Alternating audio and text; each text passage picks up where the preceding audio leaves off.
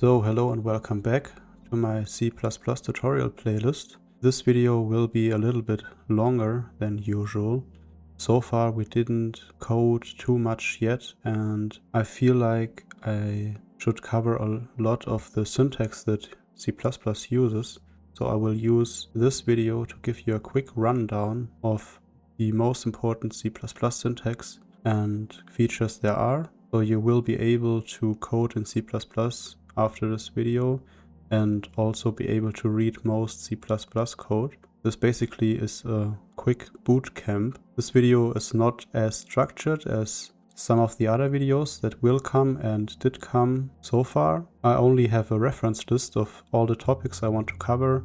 First of all, this is the code that we left off with last time, and I want to clean it up a little bit. For example, we don't need to have the module. Also, we don't want to have anything in our main. We will build up from here step by step. Also, I want to adjust our CMake list. We only want to include the main CPP here, and that's it. Also, I want to specify some flags that are good, especially if you're starting out, to get used to safe coding practices. And the first flag I want to specify is error. This basically means that any warning will be treated as an error. Then we want to have all warnings enabled. And this is a little bit misguiding because all doesn't really mean every warning, but only the most common warnings. We also want to have extra warnings, and we also want to have the conversion warning, which warns us about implicit type conversions and narrowing type conversions, and I think also shadow. Let's see if it compiles at all. Right now, as it is, we only have an empty program, so it should be fine.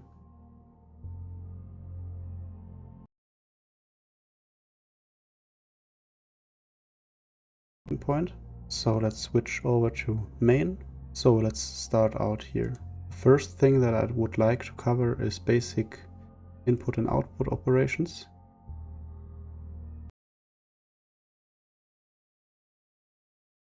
Print or std print line to print something to the console.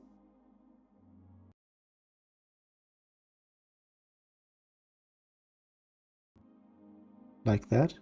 The same applies here, only that we print a new line here, then also at the end.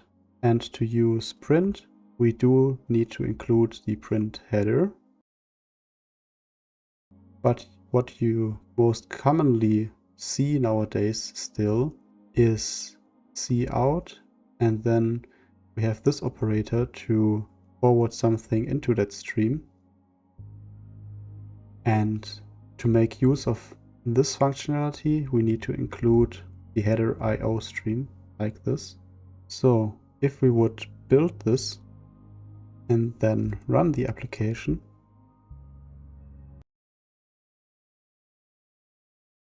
it gets printed, and also that it doesn't add a new line at the end, so it doesn't break. Also, we don't know which one printed, so let's change it a little bit. And also, let's add the new line at the end, or we can either use this new line character, or of course we can also use print line, and likewise we can add the new line at the end here. So let's save it.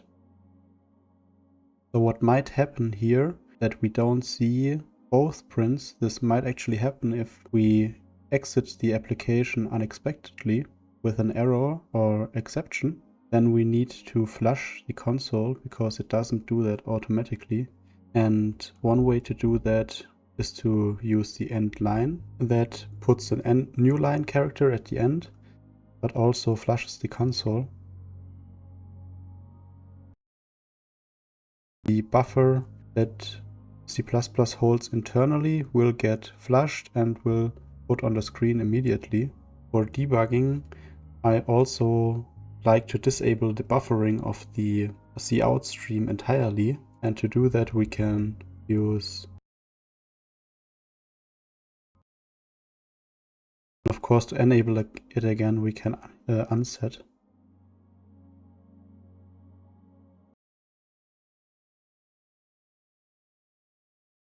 Reason that C++ buffers the characters that we want to send to the screen, and that of course is performance. Any system call we do, so we interact with the operating system, that costs time, and to minimize that we can buffer all the characters we want to send to the screen and basically batch all the output operations we want to do into a single one, so we only need to ask the operating system once to print something, and that is of course more efficient. But let's remove this for now. You should now be able to print something on the screen with ease. So the next thing I want to cover are variables and data types. What we've seen so far is we create a variable, let's say integer a, and assign it a value of 42. So what this line means, we create a variable called a, which is basically a box with a label on it called a, and integer is the type of the variable. A type annotates how big the variable is, how much storage it has, and also the shape of the variable, so the meaning the value inside of that box holds. And here we initialize it with 42, which is basically just a number we put inside the box. There is a small difference between writing this and writing this. The first assignment here is not really an assignment, but an initialization. So we do already create the box with 42 inside of it. And what I like to do to differentiate those two better is to use an initializer list like this. So we now know, okay, this is an initialization and this is an assignment. Here we move a value into an existing variable. Here we create a new variable with the contents of 42. It now also complains that we don't use a. This is fine, but of course if we would like to get rid of that warning, we can cast it to void with an annotation that we want to do something with it later. Or there's also the possibility that we annotate the variable with maybe unused. Both of these cases should of course be exceptions, and usually we want to have the warning that the variable is not in use and we can get rid of it because we don't use it anywhere. There are different built-in types into C++. For example, integer here stands for a whole number. So let's start with float first, maybe. And that might be something like this. Also, what you can see here is that we have to annotate the f here at the end. To annotate that it's a floating point literal. We don't do it, then C++ will use a double, as we can see here. And a double is also just a floating point number, but with double the precision of that. And we can store really precise numbers here. Something like that. We can of course also, to go more into depth here, an integer is a signed number. If you want to only store positive integers, there's also the unsigned, like this. And there are a lot of other types that can store numbers, but let's move on to some other types that have a little bit of a different meaning. For example, we do have a character, and we can store characters or letters in here. And if we want to store multiple letters, so a string, we usually use the std string.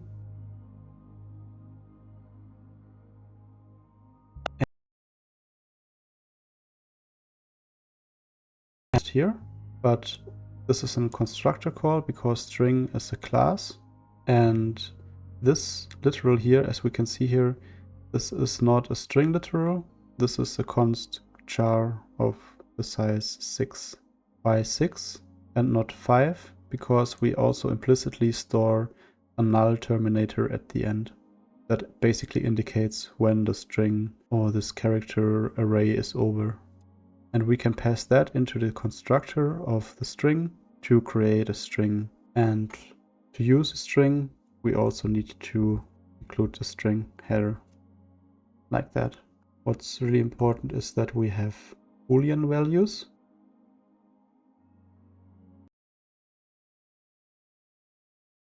True or false. These are the only two possibilities here.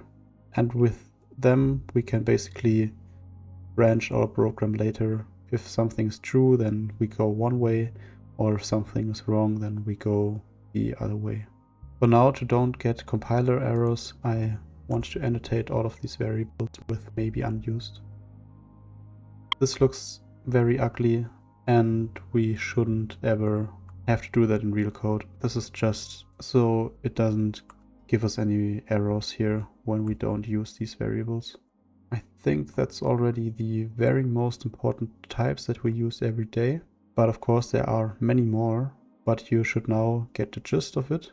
There are types that can store numbers, characters, or a single character. And there are custom types like the string that have custom logic. This is not really a custom type because it comes from the C++ standard, but we need to include that class from this string header. And we will see later on in this video how we can define our own types or classes. And then booleans, which can only store true or false. What is important to notice here is that we can change all of these variables. If we want to assign letter to B, we can. And then later on the program, when the name letter is used, it will look inside of that box and find the character B and not A anymore. In C++ or in any programming language, it's really much like a cooking recipe. You go from the top to the bottom, step by step, line by line. And this changing of a variable leads us to our next topic that I want to cover, which are constants. And sometimes we don't want to change variables because they are, as the keyword const implies, constant. So we only want to initialize them once and never change them again afterwards. How do we name this? Well, let's use C, something like this. And then when we try to change it later, then we can't. Something like this can be evaluated at compile time already. It doesn't rely on user input or any dynamic data, so we can even be more strict and make this a constant expression. This will then tell the compiler this can be evaluated at compile time, and we don't need any runtime information to calculate this value. But for anything that relies on maybe user input, we can still use const like this.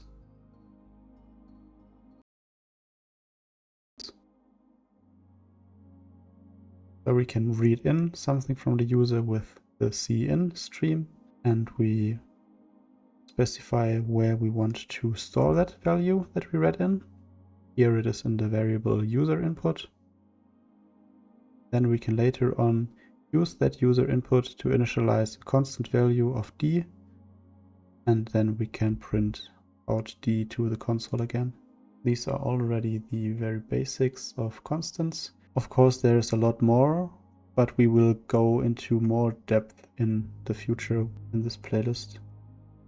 Then, as I already spoiled, we can branch off our program with control structures. And the most basic one is an if statement. We can check our is wrong here and execute some code conditionally here if is wrong was true. Like this, maybe. Then we also can have an else block.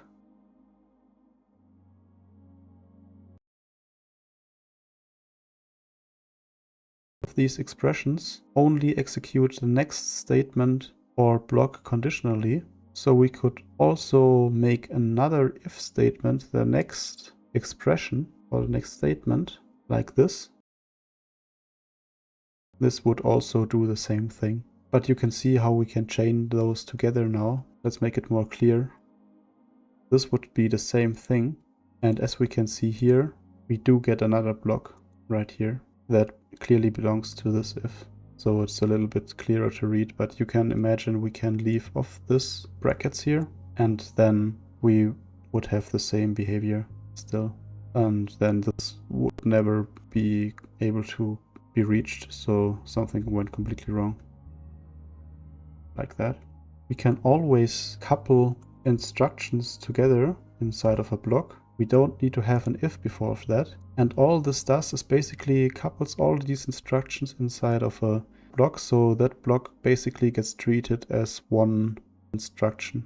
Basically, more or less. It's a little bit simplified, but it's more or less what it does. So of course we can also evaluate other things, not only Boolean variables, but other expressions that evaluate to Boolean values. For example, if 5 is greater than 4, or really anything that comes to mind.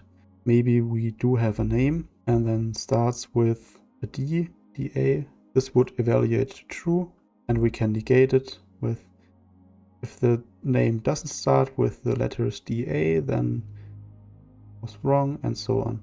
So we can really get creative here. Then the next thing I would like to cover briefly are loops. There's a little bit more to this topic that I would like to go over in one of the next videos maybe. But we basically have two kind of loops, and these are for loops and while loops mainly. And a for loop is basically like this. It has 3 sections and then also a block or instruction that gets executed in that loop. The first section here is an initialization of a value. So mostly that's an int or a loop counter, let's say, and we initialize that usually with 0. Then afterwards we can check before we enter that loop for basically an if condition. So if the counter is smaller than 100,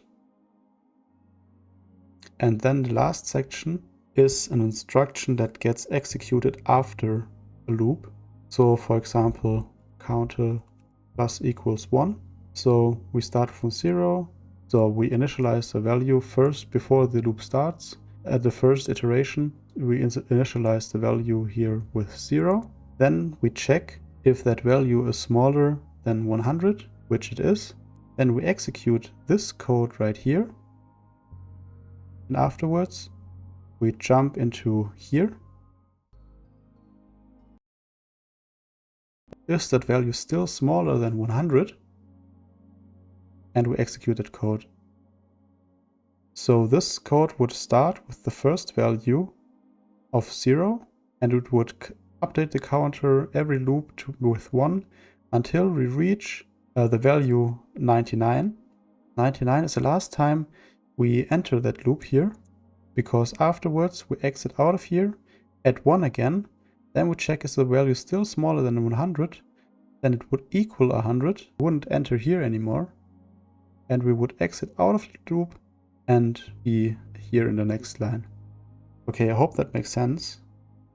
Of course, we can use the counter here and print it to the screen. So at that point, we maybe should execute our program. We just have one user input here, and yeah, that should be fine. So one user input, and then here's our loop. As we can see, 99 is the last value that gets printed. Oh, something went completely wrong. How did we get there? If not, so my name starts with, here we can see David, which starts with DA. So it was right. So we enter here, and wrong is true. So not wrong is true, is false, I mean. And then we enter into here, into the else case, and we print something went completely wrong. So that's what we expected. And also the loop seems to work as we expected also. I just noticed that I don't have a new line character here, which I would like to add. And the other loop that we have is a while loop. And this basically is like an if statement, just executed in a loop. So while the condition here is true, then we execute our code here in a loop.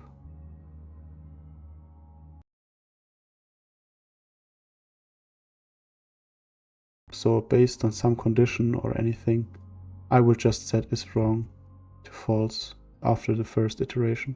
Also here we can also have do while loops, but they are rarely used, so I will also not cover them right now. Next concept I want to cover are functions.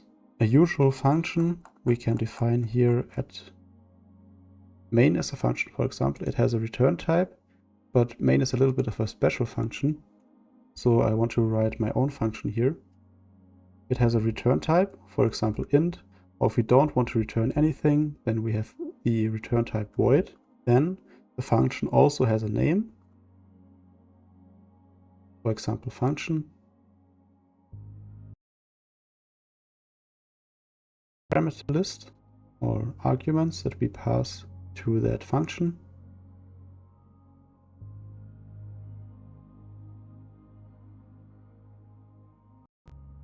For example, we can pass in 2 numbers, and let's make this name more descriptive. And of course, now an integer return types makes more sense. And we can do some computation here. And afterwards we can return a value like that. And we can see here this expression here, which evaluates to another integer. And that integer will then automatically be returned. Of course, we specified multiply and not an addition, so we would do something like this. Then we would be able to create another integer result, and that would be equal to multiply, and then we have an a variable and we also have a b variable. We have an b variable, but it's unsigned, so maybe we could use the c variable. As we can see here, the name doesn't matter. And we can also, of course, print out this result again.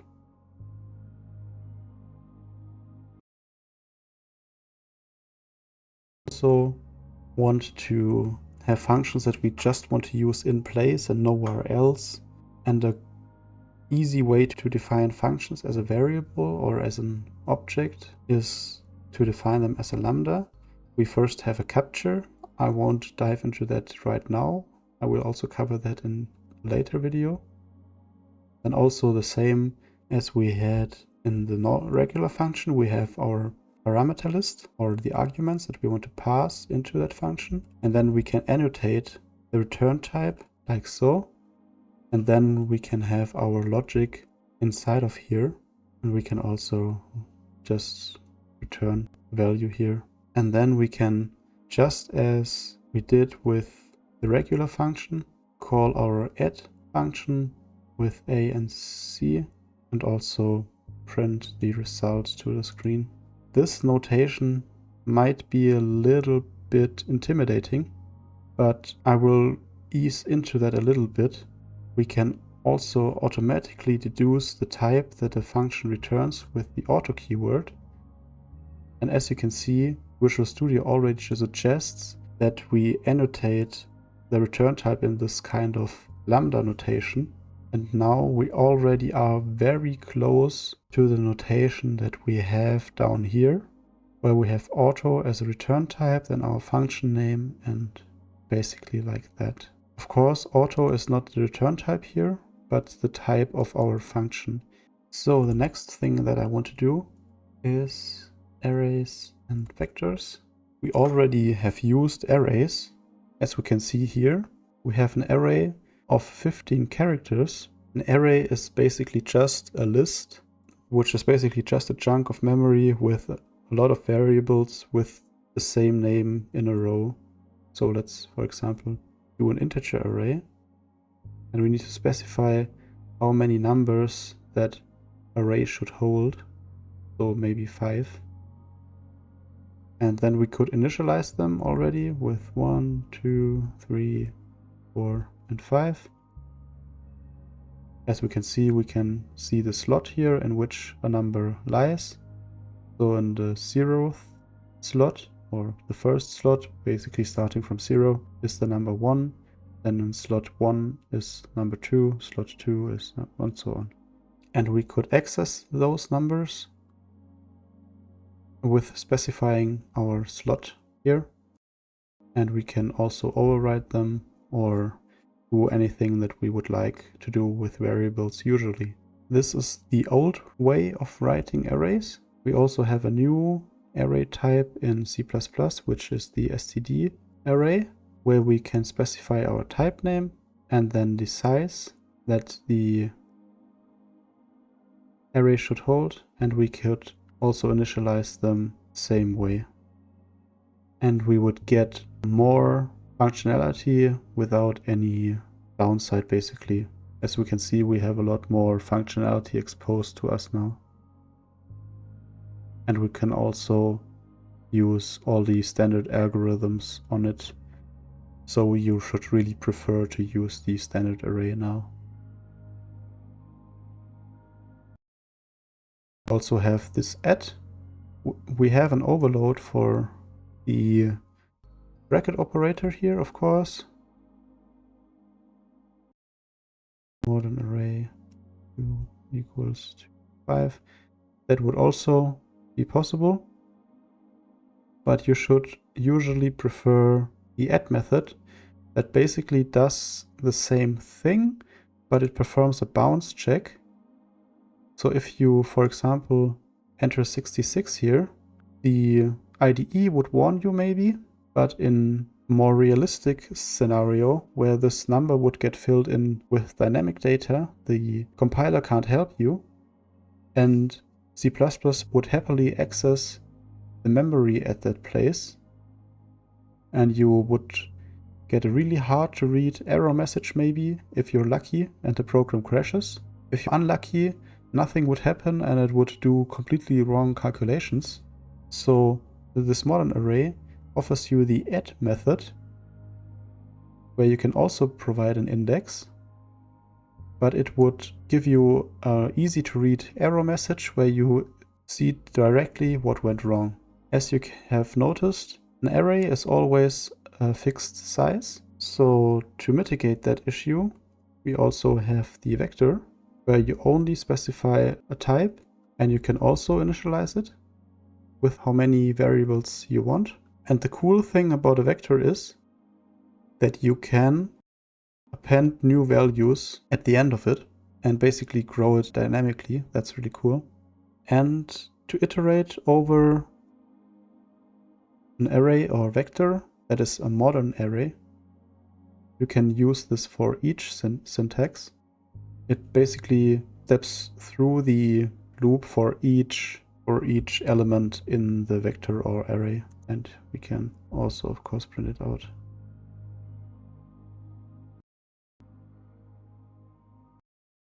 And let's run this maybe again.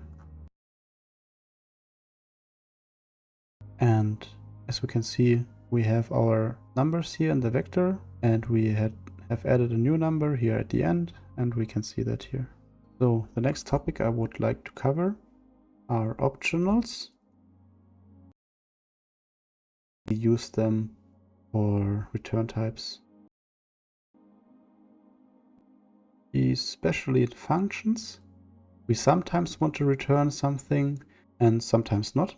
An example of that would be an optional integer.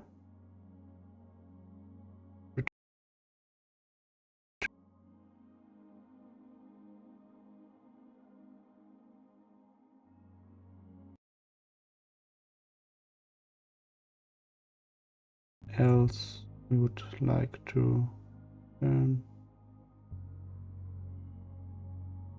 a null option, something like this. So we pass in an integer, we check if it's cool, and if it's cool we return it, and if it's not cool then we return nothing basically, or an empty optional.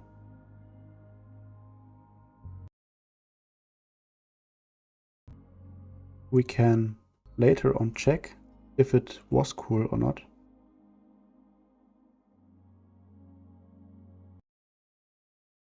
Maybe save it. Cool. Let's pass in some number.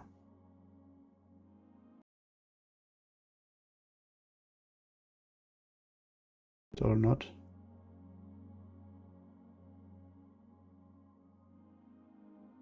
This is a really dumb example, but I hope it gets the point across. And then we can get the value from the optional again. It's a really cool feature, but the example is a little bit not so good. But I hope you get the point. And we will also see some more practical examples of when to use it in later videos. I just wanted to introduce you to the topic right here. So let's run that, and we should see that it's a cool number, hopefully. And as you can see, the number so-and-so is cool. So the next topic I would like to introduce, I forgot to cover references earlier, so I will cover references now. And basically, if you have an int Zulu, we initialize that with something, then we can have a reference to that value, and we annotate that with this symbol. If we change Zulu ref at any time, we will change the original value. Also, because this basically just is a reference here, so it is more or less like the original. It's basically like an alias. So if we run that, we can see the value of Zulu is now 8, even though we just assigned 8 to the Zulu reference. Are pointers and smart pointers. It usually gets a lot of attention and it's all mysterious and everything, but I really want to keep it very short and brief here because it's not a too difficult topic in my opinion, and it's overhyped, I think. So a pointer to an integer we can just declare like this, and we can initialize it like that. This operator just means we get the address in memory of A, and pointer just means, okay, this stores the address of something, and that something is an integer and has the name pointer or PTR. That's already. And pointers are just optional references, and they are usually to prefer. Pointers you just want to use if you have an optional reference.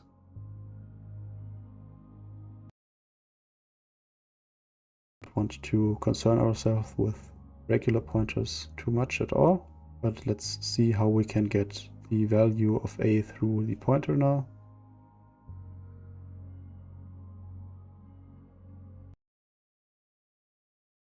Reference the pointer, and we can do that with the star operator.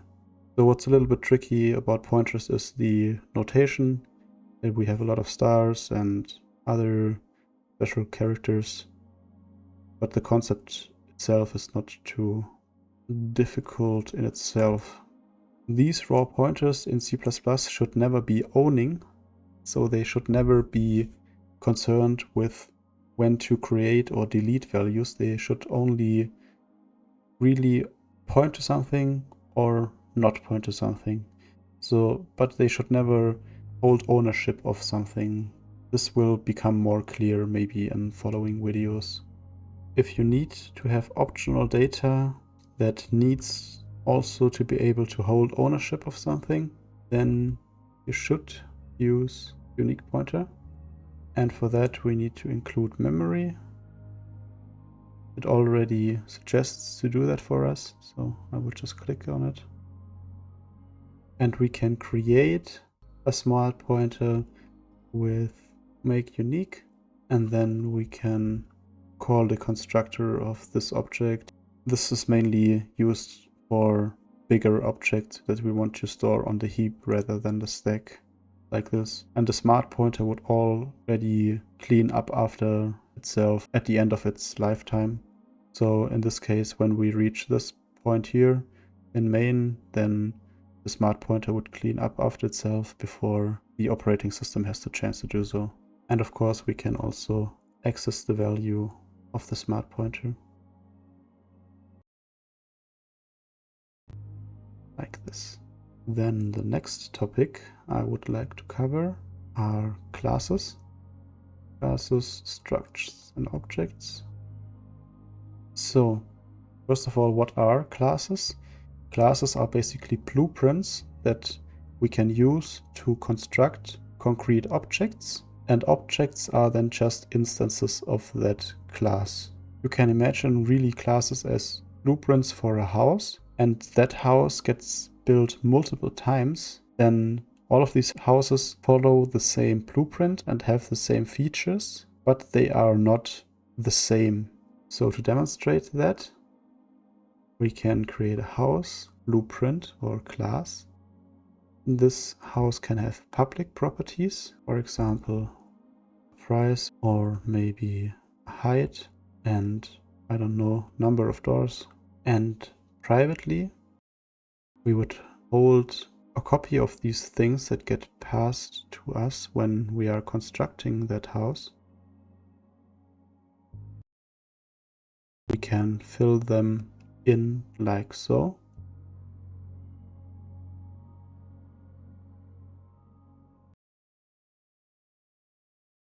The price that we have locally, this, gets initialized with the price that we pass in here. And the same applies for the height and the number of doors. And then we could also have some code that runs whenever we construct a house. Or let's say maybe another new house, something like this. And then what functionality does a house have? I don't know, but it can print information maybe.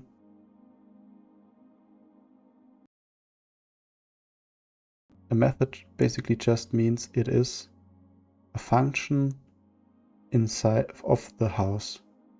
So methods are basically just functions inside of a class or struct.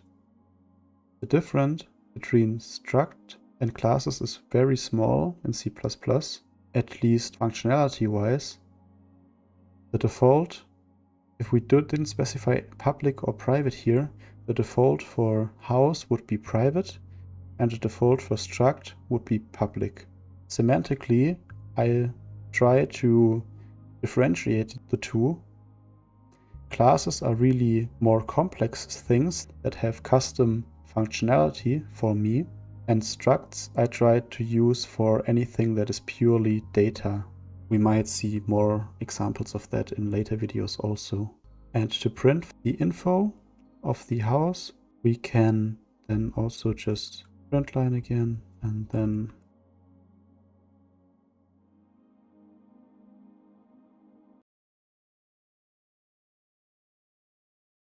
all the variables, all the members of our class here.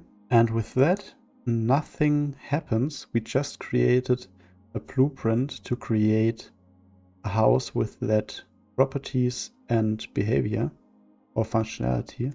To do that, we can create a house variable, my home, and then we can pass in the price, then a height, and then number of doors, let's say 50. And then we can use the functionality of that house, like so. And that is really the gist of it, and also leads into our next topic, which is inheritance. So we have defined the properties of a very basic home now, or a really basic house. And sometimes we want to extend that without changing how a basic home looks like. So we can define a new class. And this inherits from our house. That means we already got all the functionality from our house, and we can now add on to that.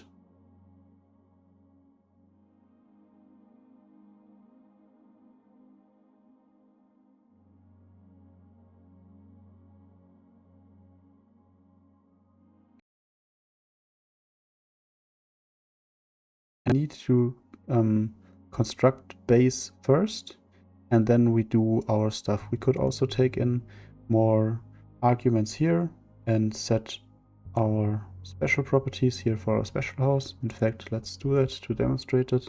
Yeah, maybe let's not save anything. Maybe we can just take in a multiplier. That would be funny. And all the properties that we have in here will just get multiplied by our mult. To see what happens, will also print special house was created. Something like this. And we can also extend the functionality of our house now. And a special home might also be able to jump.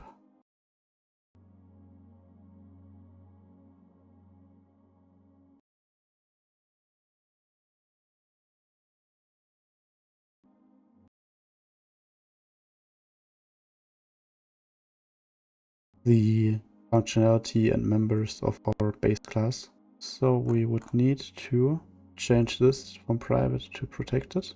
Now we can access all of the members here, and we can increase the price by the amount, and then we can create our special home. House dot print information. Then our special house can also jump, and after jump we can of course increase the value of the house, because that's pretty cool that it can actually jump. And after that we can print the information again, and now the value should be higher. Now let's run it again.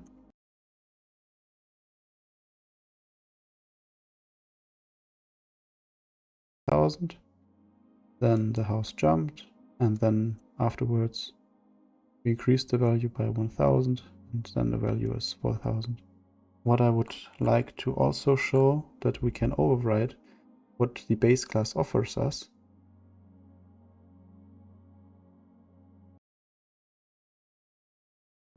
We can only override virtual members, so we need to annotate this with a virtual keyword.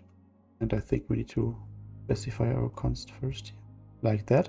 And then we can do something special there.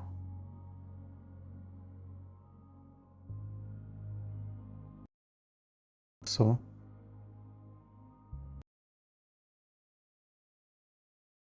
functionality gets executed, and for the regular house it just executes the regular thing. That comes in handy if we store house pointers, and this we can set to special house, or we can set it to our my home variable, and we could access both of those. This comes in handy if we would set it based on a condition. Let's demonstrate that. So we first have a house pointer, and if it's wrong, then house pointer is my home, and of course it needs to be the address of that, and else the house is the special house, like so. And then we could access the print info, and if it's a special house it would execute the special info, and if it's a regular home then it would just execute that. And we can see which one it takes by executing it again. And as we can see, we have indeed a special home saved here. So we can reverse that, and then it should use the normal home, like so, as you can see. Then what I would like to cover next are standard template library algorithms. We have already covered how to create a vector. Let's create another vector. Let's throw in some random numbers. As you can see, they are not ordered at all. And what algorithm allows us to do, which we should include first, gives us a way to use all the most common algorithms that we usually use on all the types that C++ offers us. And also we can make our custom types that work with all the algorithms. But I would just want to show you how they work. For example, we now have a sorting algorithm, and that basically only needs some things, which is the beginning iterator and the end iterator of that container. and it would happily sort it for us. So if we would print it again afterwards,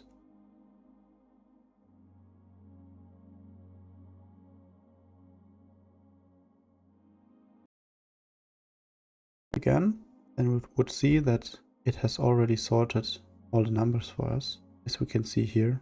And there are many more algorithms that the algorithm header offers us. We will explore more of them in the following videos.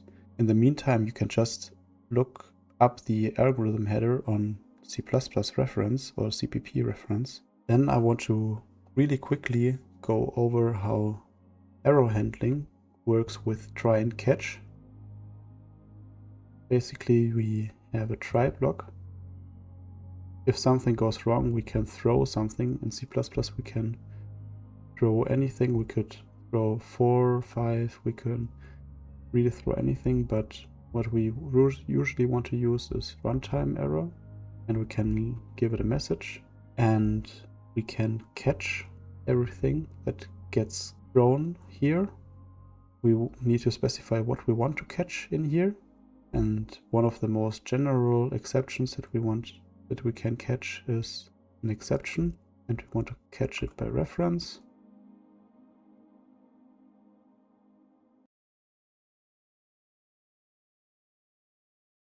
Cases where we can interrupt the regular program flow with a throw. We can do some stuff here, and then if something exceptional happens, we can throw an error and exit our regular execution and handle the exception here and do everything to clean up or exit the program cleanly. And also we need to specify what we want to catch here, matching this. So this needs to be convertible to here. And if it's not, then it would run into the next exception catch block. We could have multiple of this. And with us 3 dots, we can have a catch all. But you should usually not use that. You should really specify what you expect. But if you want to catch everything, then we can just specify 3 dots and have an exception block that catches everything, like so. So let's see if that works at all. And of course I've written that wrong, but it works. We have exited our regular program flow here and jumped into here and caught our exception. I just want to demonstrate something.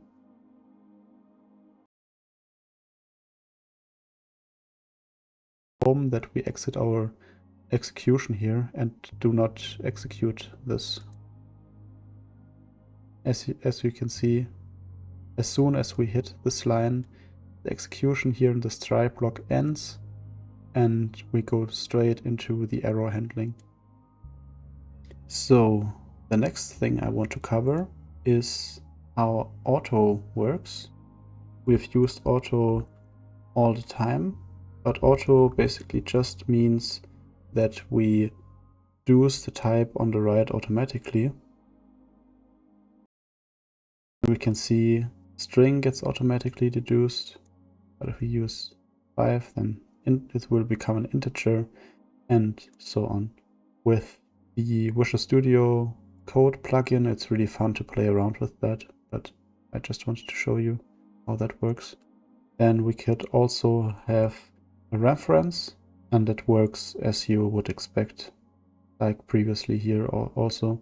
Even though the value on the right is not a reference, we would then have a reference where the type is automatically deduced of that reference. And if you don't want to change the reference, we could also have const reference, like so. And that makes sense if we don't want to copy huge data types and just want to keep a reference to that original storage of the huge data type. For example, if we have textures in games, we don't want to copy them everywhere.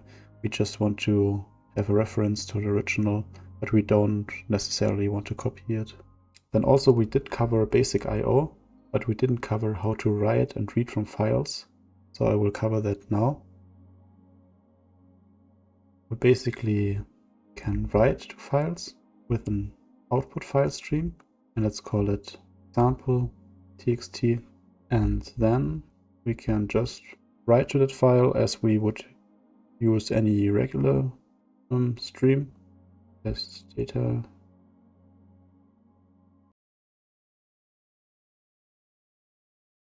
To close the file, and then of course we can also read everything that we have saved to the file in again. The same path, sample txt, and also here we can use that pretty intuitively, but there are some extra steps that we need to do here. We need a variable where we can store the file in, and then we can use getLine, and we need to specify where we want to get the next line from and where we want to store the next line, and then we can print it out.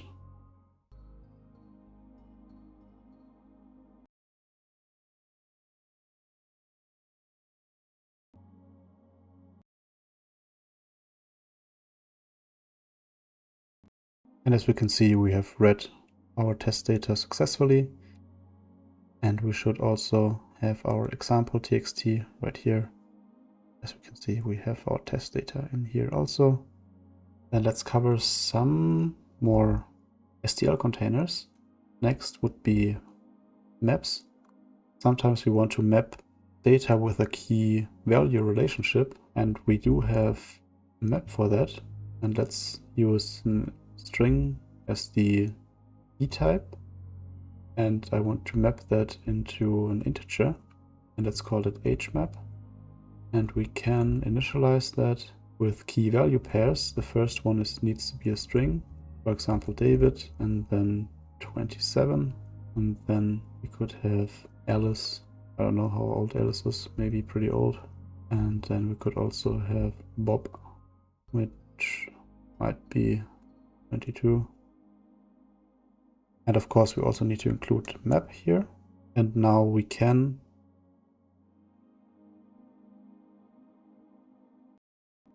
read in something with a key. So let's define a key.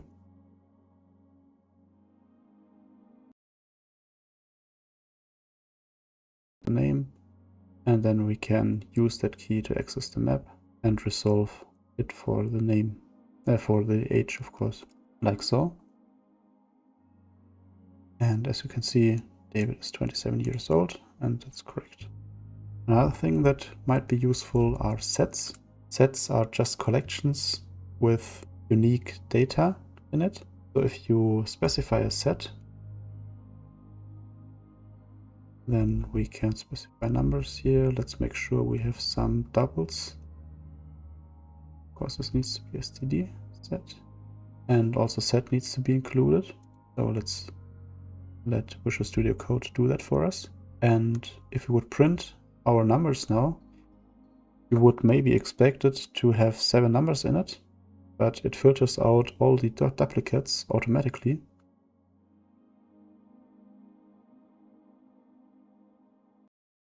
So let's run this again. And as we can see, it only has 1, 2, 3, and 4. It's all the numbers that we have in here.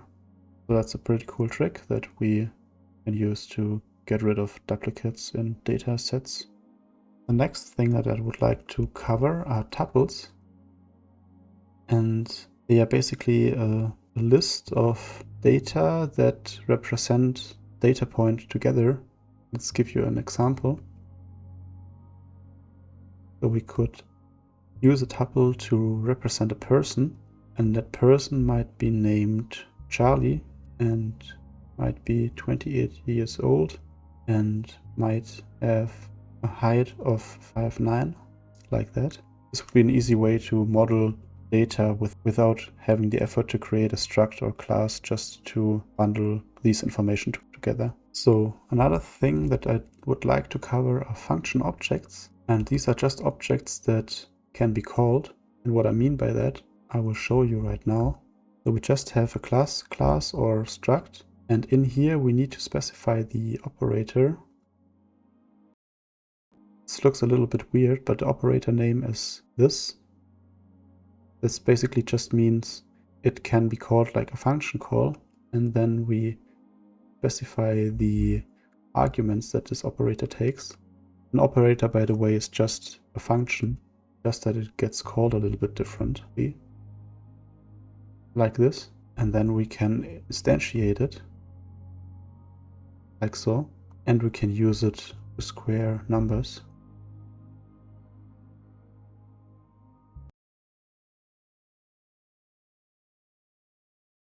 Specify this operator, so we can call objects of that type, like a function. Also, what I want to cover is, we did cover auto, but maybe we want to have another way of type inference. And we can use decal type for that. And then we can use another variable here to create another variable of the same type. And this can be pretty useful sometimes.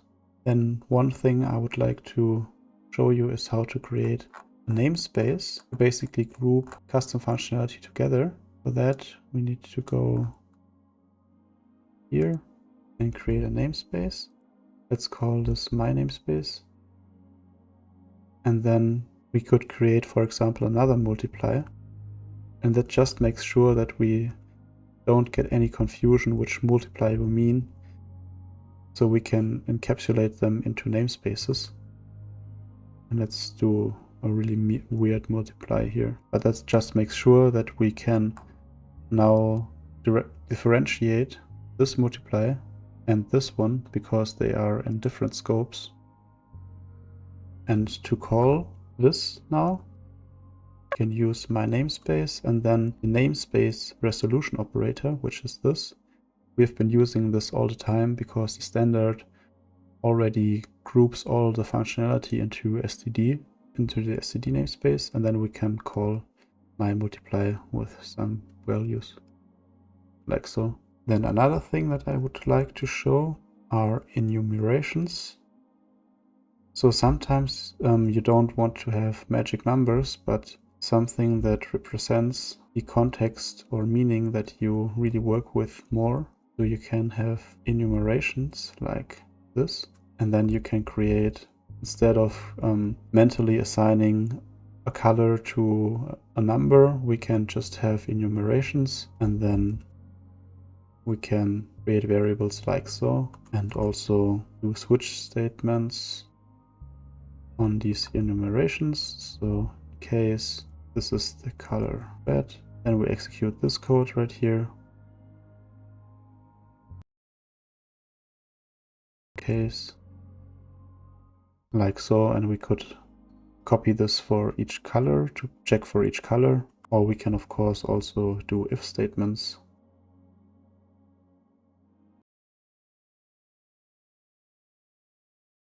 like so. These can also be very useful. Maybe let's cut it here. We will go into more depth in the following videos. I just wanted to have a quick overview of the most important C++ features all in one video. I will see you in the next video.